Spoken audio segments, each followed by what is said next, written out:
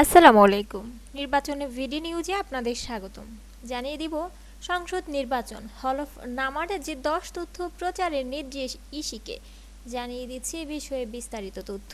ত্রয়োদশ সংসদ নির্বাচনে অংশগ্রহণে ইচ্ছুক প্রার্থীদের হলফনামার বেশ কিছু তথ্য প্রচারের নির্দেশনা রয়েছে নির্বাচন কমিশনের। এ সকল তথ্য অসত্য হলে মনোনয়নপত্র বাছাইয়ের সময় ঝরে পড়বেন সম্ভাব্য প্রার্থী। কেউ অসত্য তথ্য দিলে তার বিরুদ্ধে কাউন্টার এফিডেভিট দেওয়ার বিধান রয়েছে।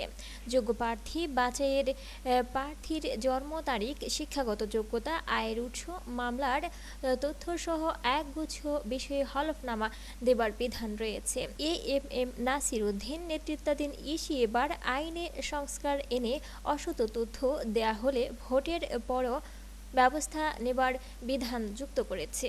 ত্রয়োদশ সংসদ নির্বাচনে ৩০০ আসনে প্রায় ২৫০০ মনোনয়নপত্র জমা পড়েছে। এর মধ্যে অর্ধশত দলের প্রার্থী রয়েছে, ২০০০-এরও বেশি। বাকিরা স্বতন্ত্র। ৪ ডিসেম্বর পর্যন্ত মনোনয়নপত্র বাছাই চলবে। বাছাই, আপিল ও নিষ্পত্তি শেষে প্রার্থিতা চূড়ান্ত হবে ২০ জানুয়ারি। পরদিন তাদের প্রতীক দেবেন রিটার্নিং কর্মকর্তা। ১২ ফেব্রুয়ারি সংসদ নির্বাচন হবে। একই দিন গণভোটও রয়েছে।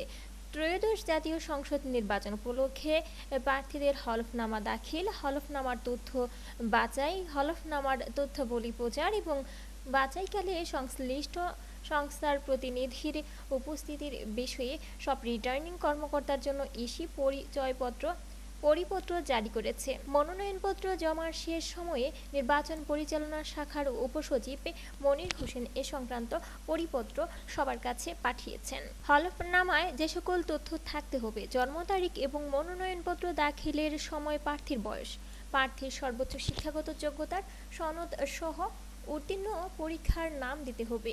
নিরক্ষর বা স্বাক্ষর জ্ঞান সম্পূর্ণ হলে দিতে হবে সেই তথ্য। সর্বশেষ শিক্ষাগত যোগ্যতার সনদ না থাকলে নম্বরপত্র দিলেও চলবে। প্রার্থীর বিরুদ্ধে কোনো ফৌজদারি মামলা হয়েছে কিনা রায় হয়ে থাকলে সেটাও দিতে হবে। প্রার্থীর পেশার বিবরণী, নির্ভরশীলদের পেশার তালিকা, বিস্তারিত বিবরণ দিতে হবে।